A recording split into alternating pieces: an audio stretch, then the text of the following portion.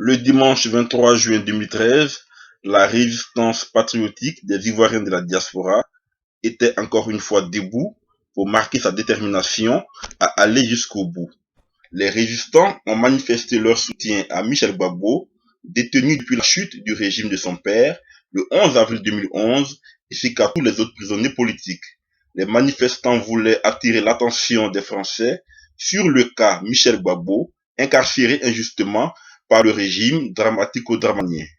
Ils tenaient également à interpeller les autorités politiques françaises afin qu'elles travaillent à la libération de Michel Gbagbo, citoyen français qui jusque-là ne bénéficie pas de la même grâce de l'Élysée dont ont bénéficié Ingrid Betancourt, Florence Cassé, les responsables de l'Arche de Zoé, pour ne citer que ceux-là, dans le cadre de leur libération. Les manifestants ont fait un parcours à vélo avant de regagner la place Saint-Michel à Paris. Il faut souligner que Jacqueline Chamois, la mère de Michel Gbagbo, a pris part à cette manifestation au cours de laquelle elle s'est encore une fois adressée aux autorités de son pays afin qu'une solution politique soit trouvée pour la libération de son fils. Ci-après, quelques propos d'intervenants. Il y a à mes côtés la maman de Michel Gbagbo.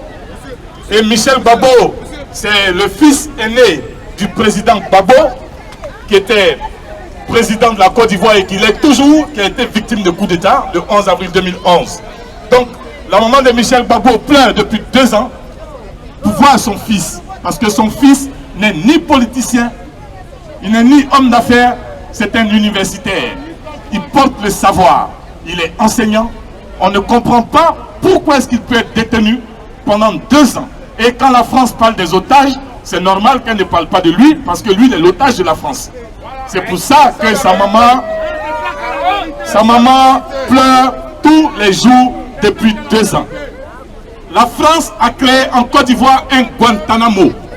Elle l'a incarcéré. Les personnes qu'elle trouve gênantes pour son action dans la Côte d'Ivoire.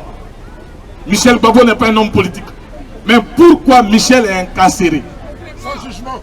Sans jugement, on ne sait ce qu'on lui reproche. Quand on n'est pas détenu politiquement, ni un détenu de droit commun, on ne peut être qu'un otage. Puisque Michel n'a aucun procès, aucune procédure, on ne sait rien. Tout ce qu'on sait, Michel est détenu dans des conditions dramatiques. Il a un problème de santé, c'est normal, cela est dû aux conditions d'incarcération. Mais la France, du plus petit au plus grand, personne n'en parle. Donc nous sommes ici pour interpeller la conscience française et leur dire que nous ne pourrons pas tolérer de pareils comportements dans la République. Michel est un Français au même titre que Florence Cassé. Il est même plus français que Ingrid Betancourt. Elle qui était candidate dans son pays, qui est la Colombie, détenue dans son pays, la France s'est mobilisée pour elle. Mais nous avons Michel, qui est français, qui ne fait pas de politique et qui est prisonnier de la France. Parce qu'il faut le dire.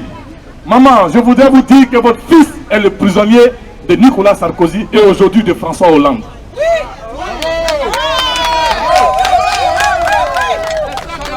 Votre fils, qui est notre ami, qui est notre camarade, est le prisonnier de François Hollande depuis le mois de mai 2012.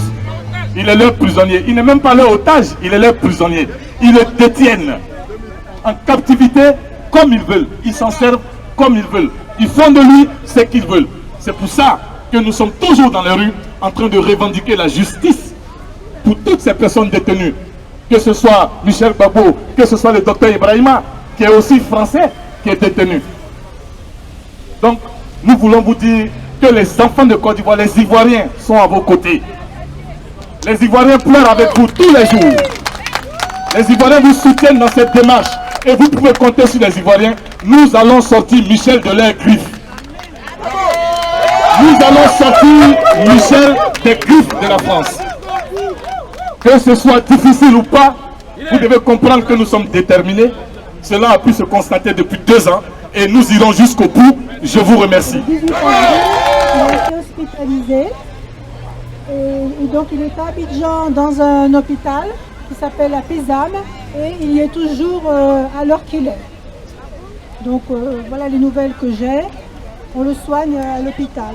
Et je ne sais pas, bon après, qu'est-ce qui va advenir. Moi ce que je veux c'est qu'il sorte, parce qu'il n'a rien à faire en prison. Il est victime, bon il faut le dire, d'un régime qui a été installé à l'époque de Sarkozy, par Sarkozy, hein, il faut bien dire la vérité. Et ce régime, il n'a pas que Michel comme prisonnier. Il en a des tas d'autres parce qu'il a soit sa légitimité sur le fait d'avoir de très nombreux détenus politiques. Mais Michel a la spécificité d'être franco-ivoirien. Il est né en France, à Lyon, d'une mère française. Et c'est pour ça que nous interpellons le gouvernement français et le président de la République, François Hollande, pour qu'il sorte Michel de ce guêpier. Donc il y a eu beaucoup d'interventions des envois de lettres des députés. Personnellement, j'ai été reçue par le Quai d'Orsay, mais le Quai d'Orsay agit toujours pour améliorer la condition des détenus français à l'étranger. Moi, ce que je voudrais, c'est une action politique pour exiger la libération de Michel. C'est pour ça que je souhaiterais rencontrer directement le président de la République, François Hollande. Est-ce qu'il y a deux poids deux mesures? Parce qu'il y a des otages français qui ont été libérés. On peut parler de Florence Cassé, qui a été au Mexique, qui a été emprisonnée pour des faits très très graves, qui elle a été libérée. Et est-ce qu'on ne comprend pas pourquoi est-ce que Michel, lui, n'est pas libéré? Alors, est-ce que vous avez approché des personnalités françaises, en l'occurrence des députés, tout ça? Disons que ça rejoint ce que je disais à l'instant, c'est-à-dire que, effectivement, le gouvernement français, comme il est détenu à l'étranger, il lui assure la protection consulaire. C'est-à-dire qu'ils sont allés le voir, donc en 2 ans, ils sont allés le voir, lui rendre une visite 3 fois. Bon, c'est pas énorme, hein. Et de tout, voilà.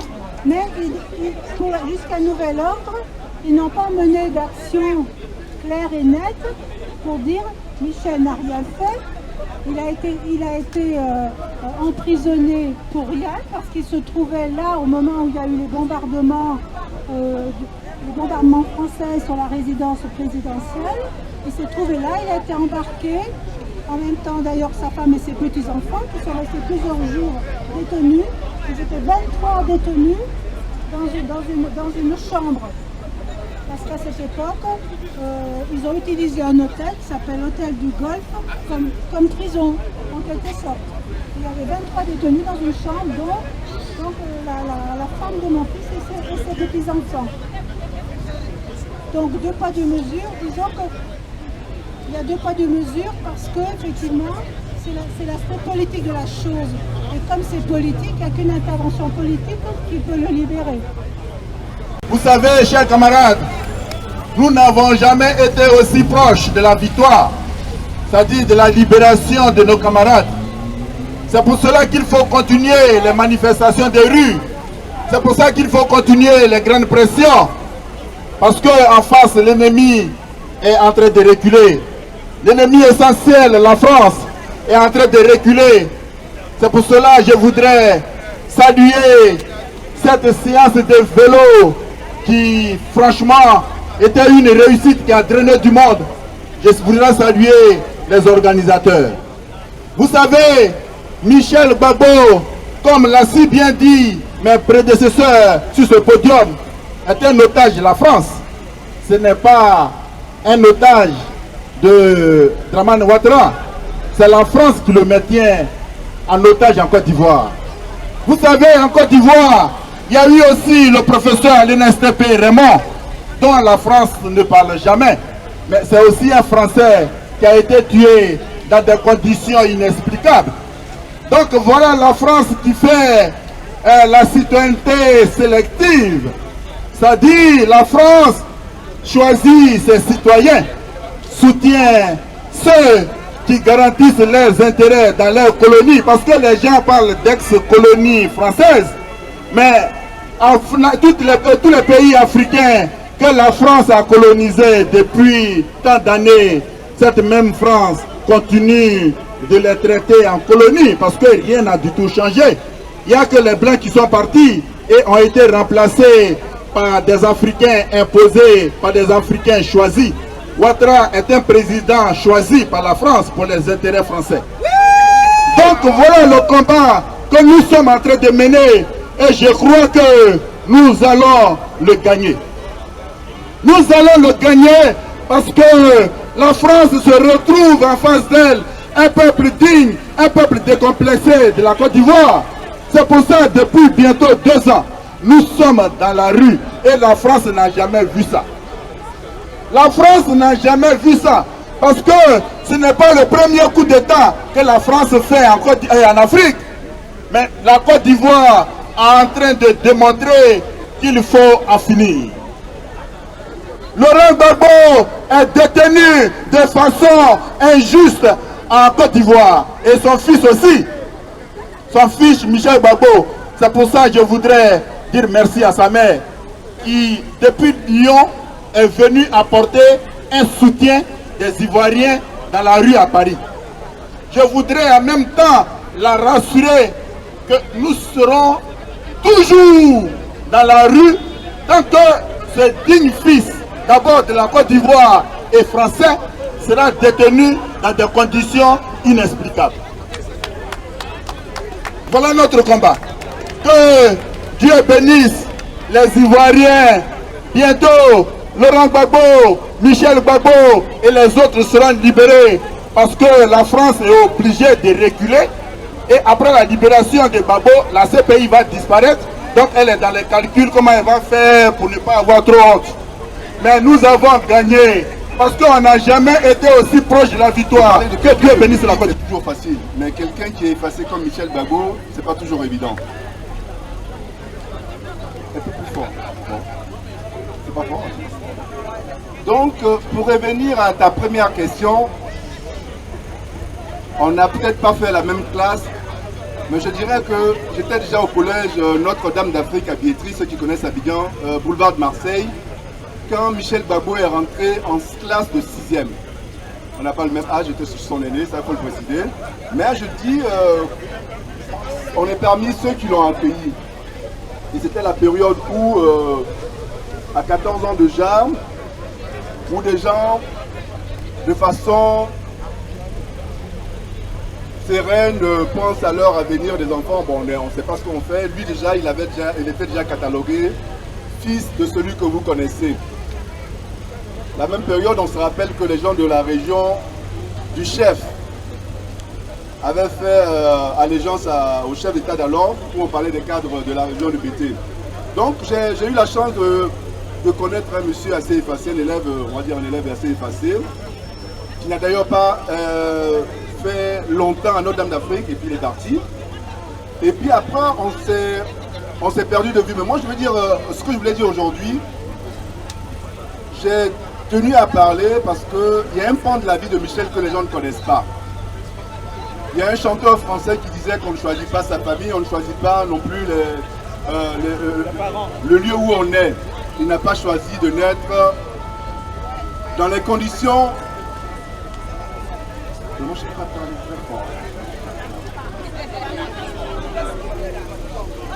D'accord, donc je disais que j'ai tenu à parler aujourd'hui parce que en tant que quelqu'un avec qui j'ai fait l'école, mais parce qu'il y a beaucoup de choses qui ne sont pas sues de Michel. Il y a 2 parties de la vie de Michel que je voulais souligner. La première partie, celle avant l'accession à la magistrature suprême du chef, et puis la seconde partie, après qu'il ait été élu. Et donc je veux dire, à 23 ans, alors que nous autres, on se promenait de maquis en maquis, on faisait la vie, Michel avait déjà connu la prison. Pour ceux qui ne le savent pas, après le 18 février 1992, étant allé rendre visite à son géniteur, il a été pris manu militari et il a été arrêté, emprisonné. Et donc ça ne date pas de maintenant, il avait déjà 23 ans, ça fait 19 ans, non, il avait déjà 23 ans quand cela se passait. Et donc ce qu'on lui reproche aujourd'hui, cette bavure patronymique, ça ne date pas de maintenant.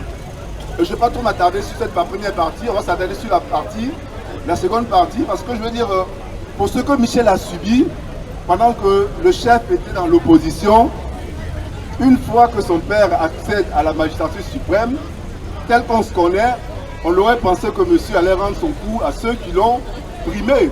Ah non, bien au contraire, et c'est ce qui est assez remarquable.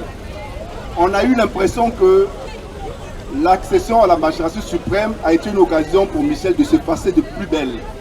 Il n'a jamais voulu qu'on le cite le fils d'eux. La preuve, il a eu un parcours qui part de lui-même, il s'est fait lui-même. Enseignant-chercheur à l'université, il n'a bénéficié du pouce d'une aide de qui que ce soit. Ce n'est pas quelqu'un qu'on a toujours poussé, il a pris du recul, il a du repli de moins. Il n'a pas voulu être mêlé aux affaires. Ce n'est pas quelqu'un qui a occupé un poste officiel encore moins officieux. Il est resté dans le milieu universitaire pour que tu connaisses sa vie. Il n'a jamais été PCA d'une société. Il n'a jamais eu le monopole d'une société de riz. Ce n'est pas lui qui importe le riz en Côte d'Ivoire. Ça, c'est pas Michel. Michel a su, et c'est important, faire la part entre la vie politique de son père et la vie familiale de son père. C'est deux choses différentes. Et il a réussi à le faire. C'est son père, mais il n'est pas comptable de sa vie privée, politique. J'ai fait 3 ans, de 2008 à 2011. J'ai été à la présidence de la République. Je n'ai jamais vu, comme on le fait en Afrique, Michel venir, je suis le père, le fils de tel, et donc garde du corps, gyrophare, venir voir qui de droit. Et ça, c'est des choses qu'il faut qu'on souligne. Parce que la situation que Michel vit aujourd'hui, moi, quand je réfléchis, je me dis franchement, je réfléchis, mais je ne comprends rien. La place d'un fils, elle est où auprès d'un père en difficulté, elle est où? Dites-moi. Quand ton père est en difficulté, le rôle d'un fils, il doit être où? Si ce n'est pas à ses côtés. Est-ce que pour ça, on doit mettre quelqu'un en prison? J'ai appris aussi que madame sa mère a fait toutes les démarches auprès de l'Élysée. Elle me dira si c'est faux. On lui aurait dit que c'est une affaire ivoirienne, il ne peut pas s'ingérer dans la justice ivoirienne. Mais à ce stade-là, pour ne pas mentir, j'ai fait une petite recherche, je suis allé sur Wikipédia partout, sur les moteurs de recherche, quand vous tapez le nom de Michel Gbagbo, ou du moins les prisonniers français à l'étranger, c'est assez frappant. Au Cameroun, il y a un monsieur qu'on appelle Michel Thierry Antagana. En 2010, la France a écrit une lettre pour demander la clémence du gouvernement camerounais. Ce n'est pas une ingérence? On se rappelle aussi de Florence Cassé, je ne voulais pas rentrer dans les détails, au Mexique. Est-ce que la France n'est pas intervenue? J'ai les dates sur moi ici. Les parents de Florence Cassé ont été reçus par par Sarkozy en 2008. Et le 7 octobre, et c'est très important parce que là il faut le retenir, bientôt c'est l'élection du maire de Paris. L'adjointe au maire de Paris, Madame Anne Hidalgo, qui est candidate, a reçu les parents. Et elle a fait une phrase, moi qui montre la situation.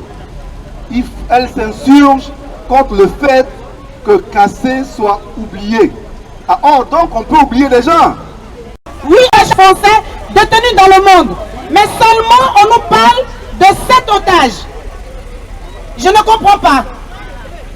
Pourtant, je parle bien le français, je l'écris, je le comprends aussi. J'aimerais bien comprendre. Parce que s'il y a une différence entre les Français, moi je le suis en tout cas, mais Michel encore plus, parce que voici sa mère. Sa mère est là. Et on emprisonne, on décide d'emprisonner quelqu'un à cause de son patronyme. Je n'ai jamais vu ça.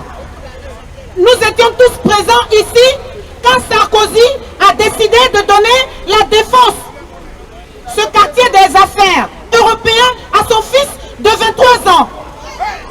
Ça n'a choqué personne. Il avait que 23 ans. Et c'est des grands hommes d'affaires du monde, de l'Europe, du monde, qui ont leurs affaires à la défense. Lui, il avait le droit d'attribuer cela à son fils. Mais Gbagbo devait être stérile. Gbagbo n'avait pas le droit d'avoir un enfant. Parce qu'il s'appelle Gbagbo, parce qu'il est engagé politiquement, il devait être stérile. Peut-être s'il était en France, quelque part à l'hôpital, on allait le stériliser. ils allaient lui faire la vasectomie pour qu'il n'ait pas d'enfants. Malheureusement, Gbagbo a des enfants. Et on ne doit pas condamner un fils à cause de son patronyme. Je suis morte à l'intérieur. Je suis complètement défaite à l'intérieur. Parce que ce n'est pas possible. Michel se trouve dans un endroit où il est piqué par les scorpions. Il pique une crise. On le descend dans la capitale pour le soigner. On lui enlève les perfusions. On le ramène au nord de la Côte d'Ivoire. Comment trouvez-vous cela normal? Il retourne en prison juste parce qu'il a eu le malheur d'avoir pour patronyme Gbagbo. Mais Gbagbo, il n'a tué personne. Aujourd'hui, celui que la France de Sarkozy, je précise bien, la France de Sarkozy a installé, continue jusqu'à aujourd'hui de tuer les Ivoiriens. Nous avons 997 prisonniers politiques en Côte d'Ivoire. Sous Ouattara, il n'y a pas de parti d'opposition. Ça n'existe pas. Et Michel est la malheureuse victime. Est la malheureuse victime de cette injustice. On nous saoule ici. On est en France. Moi, je suis presque arrivée ici à l'adolescence. Je vois à travers la télé, à travers les médias pourris, tout ce qu'on entend. Les gens n'ont pas le droit. On descend bien de quelqu'un. Nous, on ne fait pas le mariage pour tous. C'est un homme et une femme qui font un enfant. Un homme et une femme se mettent ensemble et ils font un enfant. Curieusement, les gens apprécient bien qu'un couple de morts adopte un enfant. Mais un enfant né d'un père et d'une mère, il n'a pas le droit, s'il a le malheur d'être l'ennemi de la France-Afrique, d'être l'ennemi des finances comme Hollande il a dit, et qui ne respecte pas d'ailleurs. Qui ne respecte pas d'ailleurs. On se retrouve là où Michel se trouve. Alors avant de finir, je tiens à vous dire, à vous les Français qui êtes là, il y a 8 otages français détenus dans le monde, et non 7. Et le 8e, il s'appelle Michel Gbagbo. Vous devez le savoir. Il y a 8 otages. J'insiste, quand vous rentrez dans vos foyers ce soir, vous devez savoir, dites-le à BFM, dites-le à ITélé, dites-le à France 25 ou France 20, je ne sais plus quoi. Dites-le qu'il y a 8 otages retenus, détenus dans le monde. Et le 8e, il s'appelle Michel Gbagbo.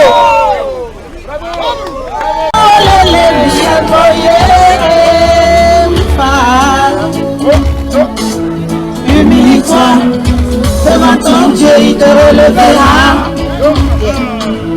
Humilie-toi. Salabamu,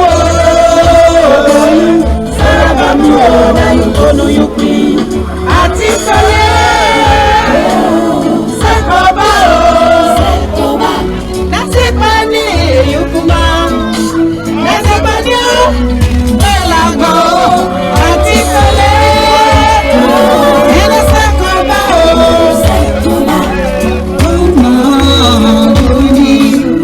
Humilie-toi, devant ton Dieu, il te relevera. Humilie-toi, devant Yahweh, il te relevera. Oh, oh, oh, humilie-toi, devant ton Père, il te consolera. Humilie-toi, et tu verras. Alléluia. Humilie-toi, devant ton Dieu, il te relèvera. Quel que soit tes problèmes.